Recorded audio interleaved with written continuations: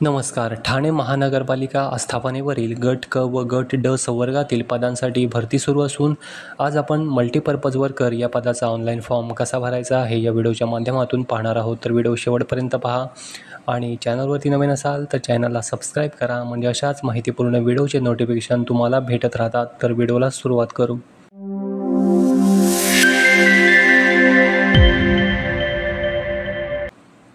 वेबसाईटची link डिस्क्रिप्शनमध्ये आहे, त्यावरती क्लिक करून ही वेबसाईट ओपन करून घ्यायची. वेबसाईटवरती आल्यानंतर 1 नंबरला या ठिकाणी आहे ॲडव्हर्टाइजमेंट, क्लिक हिअर याच्यावरती क्लिक करायचं आणि जाहिरात डाउनलोड करून वाचून घ्यायची. नंतर पुढे आहे न्यू रजिस्ट्रेशन, आपण नवीन रजिस्ट्रेशन करणार आहे तर क्लिक हिअरवरती क्लिक करायचं. क्लिक केल्यानंतर याप्रमाणे आपल्याला समोर पेज दिसणार आहे. इथे आहे पहिलं पर्सनल डिटेल्स. पहिलं आहे उमेदवाराचं पहिलं नाव टाईप करायचं, नंतर उमेदवाराचं मधलं नाव टाईप करून घ्यायचं आणि उमेदवाराचं आडनाव जे आहे ते टाईप करून घ्यायचं. पुढे वडिलांचं नाव टाईप करायचं, नंतर आईचं नाव टाईप करायचं. नंतर आहे तुमच्या नावात बदल झाला आहे का, असेल तर यसवरती क्लिक करून घ्यायचं आणि जे नवीन नाव आहे ते टाईप करून घ्यायचं. नसेल तर मग नोवरती क्लिक करून घ्यायचं. नंतर आहे जन्मतारीख टाकून घ्यायची.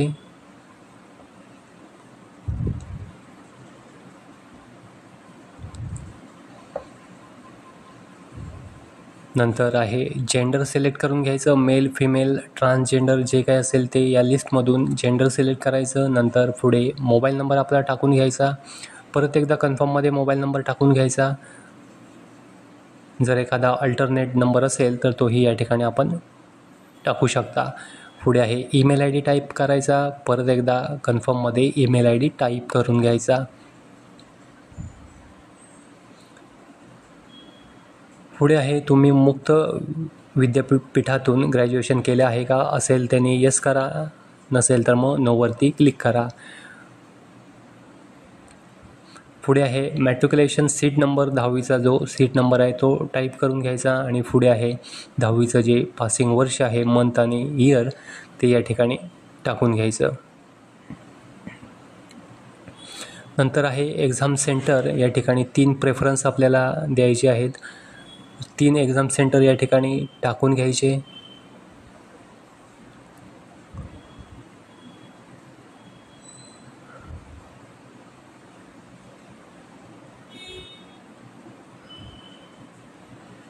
त्याच्यानंतर या ठिकाणी या बॉक्समध्ये क्लिक करायचं आणि जनरेट OTP याच्यावरती क्लिक करून घ्यायचं.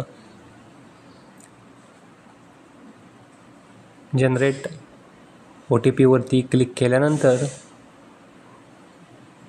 या ठिकाणी कॅप्चा कोड येईल. खाली जो दिलेला बॉक्स आहे त्याच्यावरती कॅप्चा कोड टाकायचा आणि सबमिटवरती क्लिक करून घ्यायचं. या ठिकाणी आपल्याला एक OTP येईल मोबाईलवरती. तो OTP या ठिकाणी टाकून व्हॅलिडेट OTP याच्यावरती क्लिक करून घ्यायचं. व्हॅलिडेटवरती क्लिक केल्यानंतर OTP हॅज बीन व्हॅलिडेट सक्सेसफुलीचा मेसेज येईल. क्लोजवरती क्लिक करून विंडो क्लोज करायची. आय ॲग्रीवरती क्लिक करायचं आणि रिव्हेरीफाय याच्यावरती क्लिक करायचं. आपण जी माहिती आत्ता भरली ती या ठिकाणी समोर आपल्याला दिसणार आहे. पुढे जो बॉक्स आहे त्याच्यावरती सर्व बॉक्समध्ये आपल्याला क्लिक करायचं आहे, माहिती चेक करायची आणि बॉक्समध्ये क्लिक करत यायचं. पुढे आहे जो दिलेला कॅप्चा कोड आहे तो बॉक्समध्ये टाईप करायचा आणि सबमिटवरती क्लिक करायचं. सबमिटवरती क्लिक केल्यानंतर आपलं जे रजिस्ट्रेशन आहे ते या ठिकाणी पूर्ण होणार आहे. या ठिकाणी आपल्याला रजिस्ट्रेशनचा मेसेज येईल तर ती विंडो क्लोज करून टाकायची. नंतर ॲप्लाय फॉर पोस्ट याच्यावरती क्लिक करायचं आणि उजव्या बाजूला क्लिक हिअर टू ॲप्लाय याच्यावरती क्लिक करून घ्यायचं. 1 नंबर आहे या ठिकाणी ज्या पोस्टसाठी आपण ॲप्लाय करणार आहे ती पोस्ट या लिस्टमधून सिलेक्ट करून घ्यायची. मी मल्टीपर्पज वर्कर या पदासाठी भरत आहे, मी ती पोस्ट सिलेक्ट करून घेतो. त्याच्यानंतर आहे मॅरिटल स्टेटस. या लिस्टमधून मॅरिटल स्टेटस सिलेक्ट करून घ्यायचं. मॅरिड, अनमॅरिड, विडोवर जे काही तुमचं असेल ते इथून सिलेक्ट करून घ्यायचं आहे.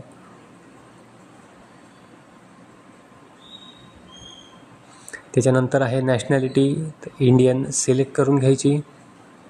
पुढे आहे तुम्ही महाराष्ट्र कर्नाटक सीमा भागातील महाराष्ट्र शासनाने दावा सांगितलेल्या 865 गावातील मराठी भाषिक उमेदवार आहात का? असेल त्यांनी येस करा, नसेल तर मग नोवरती क्लिक करा.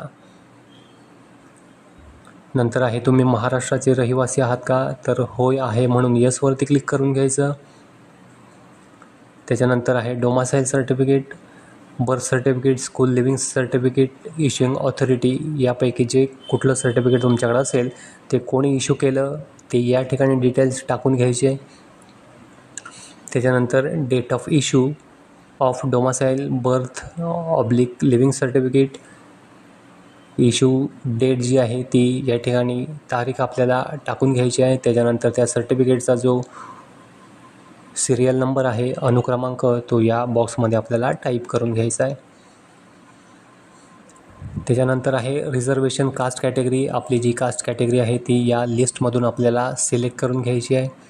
त्याच्यानंतर पुढे आहे category certificate, issuing authority name, कोणी इश्यू केलं ते या ठिकाणी तुम्हाला टाईप करून घ्यायचं आहे. त्याच्यानंतर आहे caste category certificate issue date, कधी इश्यू झालं आहे सर्टिफिकेट ती तारीख त्या सर्टिफिकेटवरती असेल ती या ठिकाणी टाकून घ्यायची आणि पुढे आहे त्या सर्टिफिकेटचा जो सिरियल नंबर आहे तो टाकून घ्यायचा. पुढे आहे कास्ट व्हॅलिडिटी डेट, जर असेल तर या ठिकाणी तुम्ही टाकून घ्यायची आहे. त्याच्यानंतर आहे विजिबल आयडेंटिफिकेशन मार्क, ओळख खूण जी आहे ती या ठिकाणी टाईप करून घ्यायची.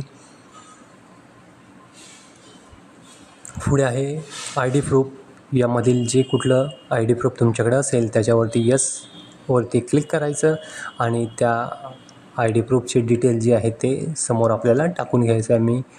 माझ्याकडं पॅन कार्ड आहे म्हणून मी त्याच्यावरती क्लिक करतो आणि पॅन कार्डचे जे डिटेल्स आहेत, क्रमांक आणि त्याच्यावरचं नाव, ते समोरच्या बॉक्समध्ये क्लिक करायचं आणि बाकीच्या आय डीवरती जर असेल तर येस करा आणि ते डिटेल्स भरा, नसेल तर मग नोवरती क्लिक करून घ्यायचं.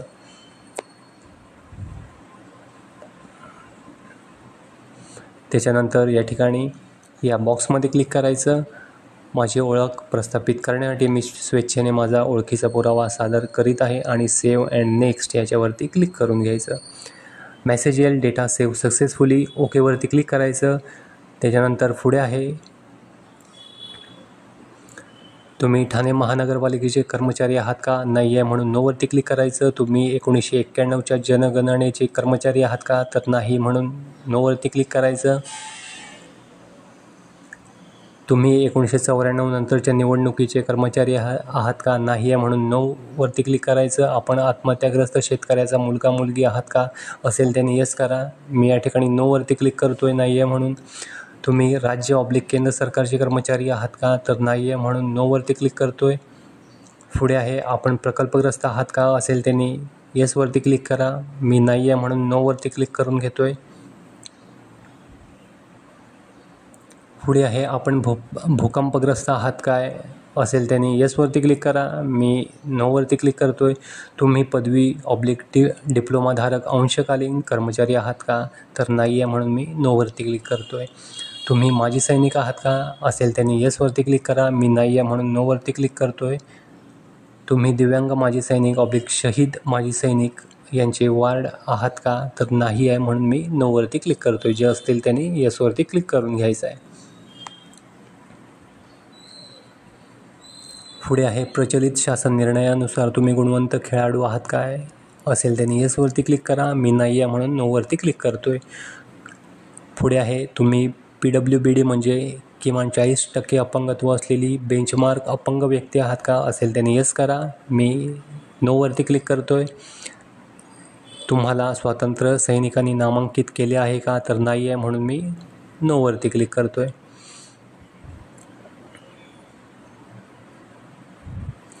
आपण अनाथ आहात काय? असतील त्यांनी येसवरती क्लिक करा. मी नाही आहे म्हणून नोवरती क्लिक करतो आहे. पुढे आहे आपणास यापूर्वी कोणत्या परीक्षेसाठी प्रतिबंधित केले आहे काय? तर नाही म्हणून नोवरती क्लिक करतो. पुढे आहे तुमच्या विरुद्ध कधीही FIR किंवा फौजदारी खटला नोंदवला गेला आहे का? तर नाही म्हणून नोवरती क्लिक करायचं. तुम्हाला कधीही कोणत्याही गुन्हेगारी प्रकरणात अटक ऑब्लिक ताब्यात घेण्यात आले आहे का? तर नाही म्हणून नोवरती क्लिक करून घेतो. कोणत्याही फौजदारी खटल्यात तुमच्यावर कधी खटला चालवला गेला आहे आणि कोर्टाने तुम्हाला दोषी ठरवले आहे किंवा निर्दोष ठरवले आहे, नाही म्हणून नो सिलेक्ट करायचं. सामान्यतः फौजदारी प्रक्रियेच्या सुरक्षेच्या कारवाई अंतर्गत शांतता चांगली वर्तणूक ठेवण्यासाठी तुम्हाला कधीही कोणतेही बंधपत्र लिहून द्यावे लागले आहे का, नाही म्हणून मी नोवरती क्लिक करतोय. नंतर आहे तुमच्यावर कधीही शाळा महाविद्यालय विद्यापीठाकडून कोणत्याही अनुचित वर्तणुकीबाबत किंवा कोणत्याही आरोपाबाबतीत कारवाई करण्यात आली आहे का, नाही म्हणून नो सिलेक्ट करायचं.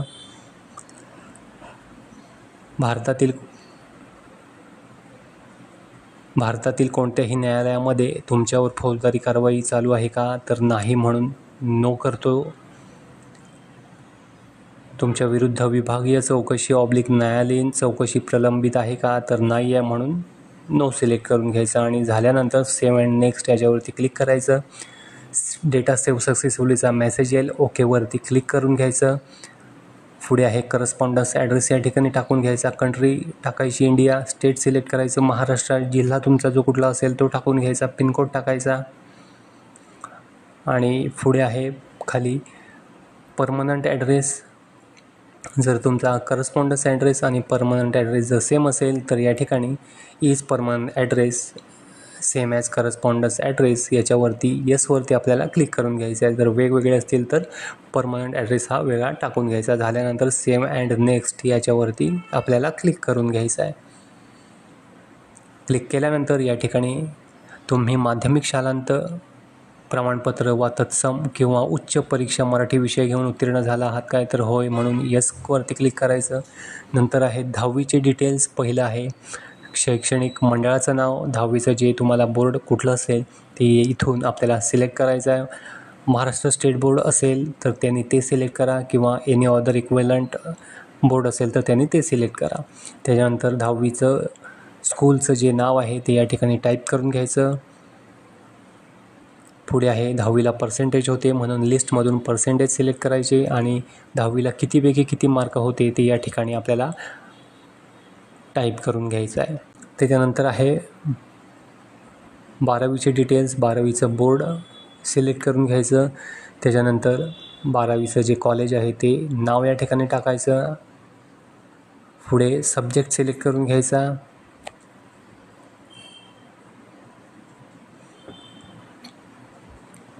नंतर या ठिकाणी 12वीला पर्सेंटेज होते म्हणून पर्सेंटेज सिलेक्ट करून घ्यायचं आणि 12वीला तुम्हाला कितीपैकी किती मार्क्स होते ते या ठिकाणी टाईप करून घ्यायचे आणि 12वीचं जे पासिंगचं वर्ष आहे ते या लिस्टमधून सिलेक्ट करून घ्यायचं. पुढे आहे तुम्ही MSCIT उत्तीर्ण आहात काय, तर होय आहे म्हणून मी येसवरती क्लिक करतो आहे आणि झाल्यानंतर सेव्ह अँड नेक्स्ट याच्यावरती क्लिक करून घ्यायचं. सेव्ह अँड नेक्स्टवरती क्लिक केल्यानंतर या ठिकाणी डॉक्युमेंट अपलोड करायला आपल्याला येईल. इथे आपल्याला पहिला आहे फोटो आपल्याला 2 अपलोड करायचे आहेत, एक कॅप्चर फोटो आणि एक स्कॅन केलेला फोटो. नंतर सही अपलोड करून घ्यायची आहे. त्याच्यानंतर 10वीचं प्रमाणपत्र अपलोड करायचं, 12वीचं प्रमाणपत्र आपल्याला अपलोड करायचं आहे. त्याच्या पुढं आहे डोमासाईल सर्टिफिकेट अपलोड करायचं आहे. नंतर कास्ट सर्टिफिकेट अपलोड करायचं आहे. जर व्हॅलिडिटी सर्टिफिकेट असेल तर तेही या ठिकाणी तुम्ही अपलोड करू शकता. नंतर MSCIT सर्टिफिकेट इथे अपलोड करून घ्यायचं.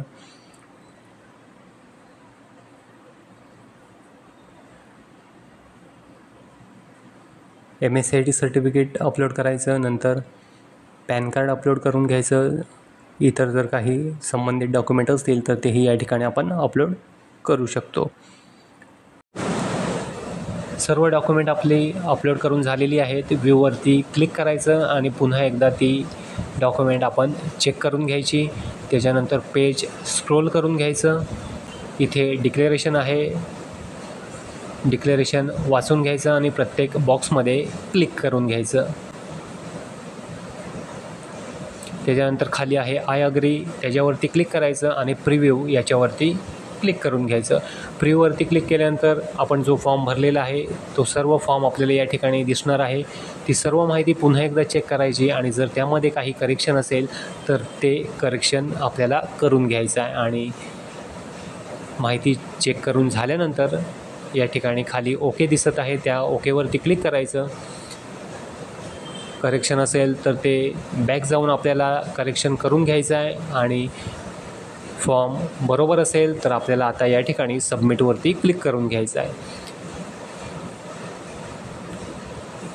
सबमिटवरती क्लिक केल्यानंतर इथे पेमेंटसाठीची विंडो आली. 900 रुपयाचं आपल्याला पेमेंट करायचं आहे. तर debit card, credit card, net banking, UPI या माध्यमातून तुम्ही पेमेंट करू शकता. मी QR वरती क्लिक करून घेतो.